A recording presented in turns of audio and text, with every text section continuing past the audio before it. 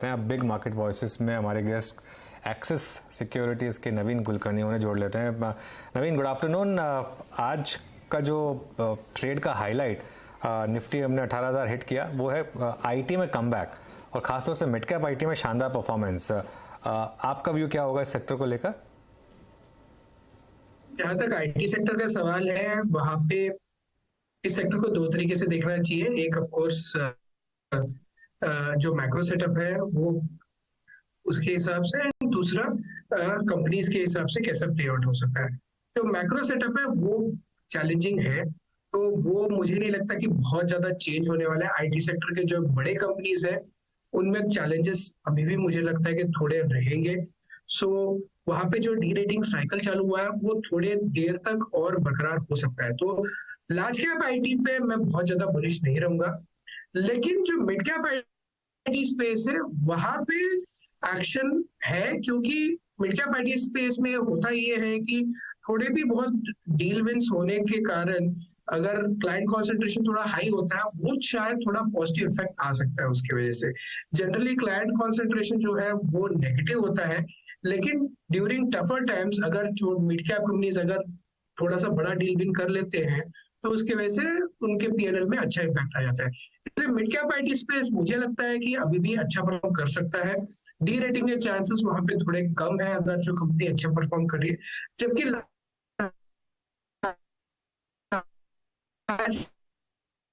नवीन, हम आपको रिपैच करेंगे, आपकी आवाज फिर से टूटने लगी है। आईटी की बात करें और वहां पर थोड़ा सा टेक्नोलॉजी में दिक्कत आती हुई, तो क्लियरली उनका मानना था कि मिड कैप आईटी में शायद कुछ रेजिलियंस देखने को मिल रही है। अच्छा, इस बीच सुदीप शाह भी हमारे साथ जुड़ गए। सुदीप, आफ्टरनून। मार्केट में 18,000 को हम कुछ ही क्षण पहले रिजॉइस कर रहे थे, तेजी का ट्रेड है, आपने क्या आइडेंटिफाई किया?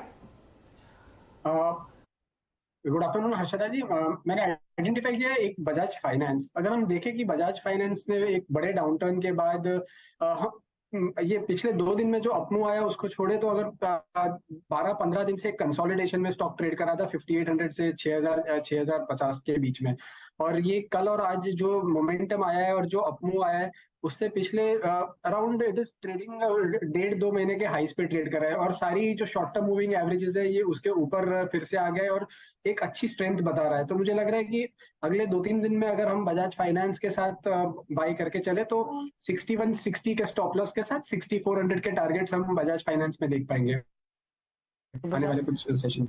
बजाज फाइनेंस 6400 के लिए एक मौका देखने को मिल रहा है, और दोनों बजाज फाइनेंस फिनसर्व के नंबर्स के बाद स्टॉक में एक अच्छी तेजी बनी भी है। इन एनबीएफसीज पर नवीन कोई आप व्यू दे पाएंगे, क्योंकि नंबर्स अच्छे रहे हैं, थोड़ा सा हमने देखा था कुछ सेगमेंट्स में स्लो डाउन था, लेकिन लार्जली फाइनेंशियल परफॉर्मेंस पूरे साल की और Q4 की पॉजिटिव साइड पर ही रही। तो एनबीएफसी का जहां तक सवाल है, अगर हम देखेंगे जो अभी ये जो सेक्टर का आउटलुक ऐसा है कि जब बैंकिंग स्टॉक्स जब अच्छा कर रहे होते हैं, एंड बैंकिंग स्टॉक्स जब टॉप आउट हो जाते हैं इन टर्म्स ऑफ देयर निम मार्जिन एक्सपेंशन और क्रेडिट ग्रोथ, तो जो मुझे अभी दिखना चालू हुआ है, तो उसके बाद जो है जो नेक्स्ट लेग जो एनबीएफसी का चालू होता है, तो मुझे लग रहा है कि बैंकिंग का जो रैली था पिछले साल, आई थिंक वो बहुत स्ट्रांग रहा है। बैंकिंग फिलहाल अच्छा ही करेगा, लेकिन मुझे लगता है कि एनबीएफसी स्पेस जो है वो शायद बैंकिंग सेक्टर को आउट परफॉर्म कर सकता है। तो उस हिसाब से यहाँ पे अगर हम देखेंगे जहाँ पे स्ट्रॉन्ग एनबीएफसीज है, जैसे आप चोला देख लीजिए या मॉर्गेज कंपनीज हो गया जैसे कैनफिन देख लीजिए, तो इन सब कंपनियों में मुझे लगता है कि यहाँ से आगे जाके वैल्यू क्रिएशन का अच्छा मौका मिल सकता है, एंड यहाँ पे अगर हम पोजीशन बनाए तो रिटर्न्स बनने की संभावना काफी ज्यादा है। ओके नवीन जी, एक और चीज़ है, अभी लास्ट 10-15 दिन में जब टाटा केमिकल ने एक प्राइस कट लिया था उसके बाद सडनली अगर आप देखें इस सेक्टर में काफ़ी नेगेटिविटी आ गई थी। टाटा केमिकल में काफ़ी बड़ा प्राइस डैमेज था, लेकिन इसको ये एक सेक्टोरियल ट्रेंड मान के नहीं जा सकते। अगर मैं ये मान के चलूँ कि कुछ प्राइस कट्स के इंस्टेंसेस हैं तो थोड़ा सा बैकफुट पे रहिए, इस सेक्टर को अवॉइड कीजिए। स्क्रीन पे कुछ और दिखाई दे रहा है। Navin fluorine at all time high, look at SRF जिसकी लास्ट रिपोर्टेड अर्निंग्स काफ़ी स्ट्रॉन्ग थी।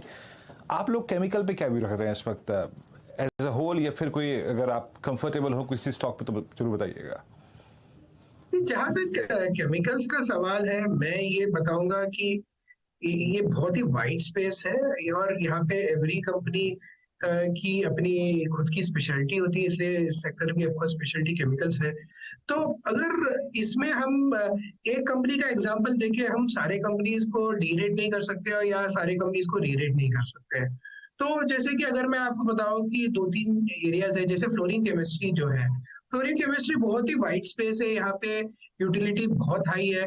तो ये स्पेस में हमेशा एक्शन रहता है, और जो कैटेगरीज जिसमें एसआरएफ काम करती है, राइट, तो ये सब कैटेगरीज में हमेशा मतलब इंटरेस्ट बना रहता है। बाकी जो प्राइसिंग होती है वो थोड़े बहुत सिक्लिकल होते हैं, तो प्राइसिंग मूवमेंट कभी ऊपर होता है कभी नीचे होता है, बट ये सब कंपनीज काफी ज्यादा एफिशिएंट है। और यहाँ पे थोड़ा भी अगर टेलविंड मिल जाए मैक्रो का, तो उस हिसाब से ये कंपनीज का परफॉर्मेंस काफी तेजी से उभर के आता है। तो उस हिसाब से मैं बोलूंगा कि जो हाई क्वालिटी केमिकल कंपनीज है वहां पे नजर हमेशा रखना चाहिए, और अभी थोड़ा बहुत टर्न अराउंड दिख रहा है, तो उस हिसाब से मुझे लग रहा है कि केमिकल कंपनीज में यहाँ से भी मतलब रिटर्न्स बनने की संभावना अच्छी है। फार्मा की भी बात कर लेते हैं। काफी लंबी बेयर मार्केट के बाद काफी ट्रैक्शन हमने फार्मा में देखा पिछले 2 महीने में। नवीन, आपका व्यू यहाँ पर और कोई आपकी प्रेफर्ड पिक्स? जहां तक फार्मा सेक्टर का सवाल है, काफी समय बाद जो जैसे कि एपीआई में टर्न अराउंड की संभावना बन रही है, राइट, यूएस मार्केट में जो चैलेंजेस थे वो थोड़े कम होते हुए दिखाई दे रहे हैं, राइट। तो उस हिसाब से अगर मेरे को फार्मा सेक्टर में कुछ देखना है, तो सीडीएमओ जो स्पेस है वो स्पेस में मुझे लगता है कि अभी भी देख सकते हैं, वहां पे स्कोप अच्छा बन सकता है। इसके अलावा अगर मैं एपीआई स्पेस है, जैसे वहां पे कंपनीज है जैसे लुपिन हो गया, तो वो सब कंपनीज पे हम नजर रख सकते हैं।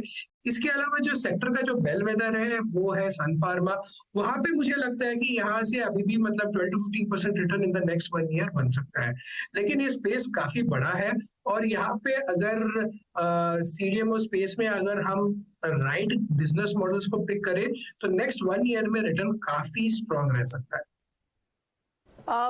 नवीन, हम कुछ देर पहले इनफैक्ट आईटीसी के ट्रेंड पर फोकस कर रहे थे, जो आज स्टॉक करीब 420 के ऊपर जाता हुआ दिखाई दे। It's undoubtedly one of the strongest performers FMCG space में रिटर्न्स के लिहाज से। एचयूएल के नंबर्स में थोड़ा सा डैम्प इफेक्ट देखने को मिला था, और इनफैक्ट यूनिलीवर के मैनेजमेंट जब वो अपने अर्निंग्स कॉल में बात कर रहे थे, उन्होंने कहा कि रूरल इंडिया में उनको अभी भी साइंस दिख रहे हैं कि उतना पिकअप नहीं देखने को मिला है। दैट्स नॉट द केस जब आप टाटा कंज्यूमर से बात करें या फिर आप नेस्ले के नंबर्स देखें। इस सेक्टर से अब यहां से आगे की ग्रोथ क्या एक्सपेक्ट की जाए? जहां तक सेक्टर का सवाल है, मुझे लगता है कि FY24 भी अच्छा रहेगा एफएमसीजी और कंजम्पशन स्पेस के लिए। इसके 2 कारण हैं। एक तो ये है कि ये काफी हैवी इलेक्शन ईयर है, तो इलेक्शन स्पेंडिंग आएगी जिसके वजह से ग्रोथ आ सकता है। दूसरी चीज ऑफ कोर्स गवर्नमेंट की स्पेंडिंग भी काफी स्ट्रांग रहेगी, तो ये 2 चीजें हैं। इसके अलावा जो इन्फ्लेशन के जो चैलेंजेस थे पिछले साल वो थोड़े कम होते हुए दिखाई दे रहे हैं, राइट। तो ये सब एडवांटेजेस है एफएमसीजी सेक्टर के लिए। तो मुझे लगता है कि एफएमसीजी सेक्टर इस साल भी अच्छा परफॉर्म करेगा। जहां तक स्टॉक्स का सवाल है, लीवर का परफॉर्मेंस हल्का सा लोअर देन एक्सपेक्टेशन था, लेकिन ये भी याद रखना चाहिए कि लीवर काफी एक्सपेंसिव स्टॉक है, तो वो भी थोड़ा बहुत इम्पैक्ट करता है। जबकि आईटीसी अभी भी रीजनेबल वैल्यूएशंस पे है, और नेक्स्ट 3 से 4 क्वार्टर तक मतलब उसका परफॉर्मेंस काफी स्ट्रांग रहेगा। तो उस हिसाब से आईटीसी अभी भी लीवर को आउट परफॉर्म कर सकता है, इवन नेस्ले भी लीवर को आउट परफॉर्म कर सकता है, but FMCG as a sector as a whole पे ओवरवेट रहना विल बी माय रिकमेंडेशन। अच्छा सर, एक स्पेस जो कि अभी भी बजट शॉक से बाहर निकल के नहीं आया था, ऑल्दो जो मार्च की फिगर्स थी, मैं इंश्योरेंस स्पेस की बात कर रहा था, वो अच्छी थी। हालांकि मार्च में होता क्या है कि आप जब कुछ टैक्स प्लानिंग करते हैं तो शायद वो सडनली अगर आप देखें वो एक स्पाइक, एक इन्फ्लेटेड फिगर नजर आती है प्रीमियम्स में, बट वो शॉक से अभी तक ये स्पेस निकल के नहीं आया है।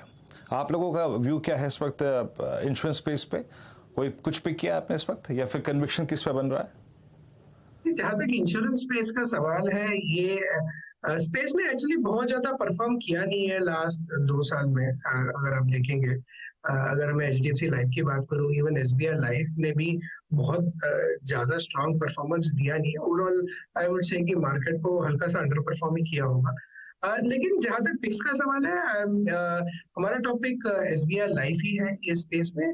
रीजन बहुत सिंपल है, इसमें एसबीआई लाइफ का वैल्यूएशन सेक्टर वैल्यूएशन से चीपर है।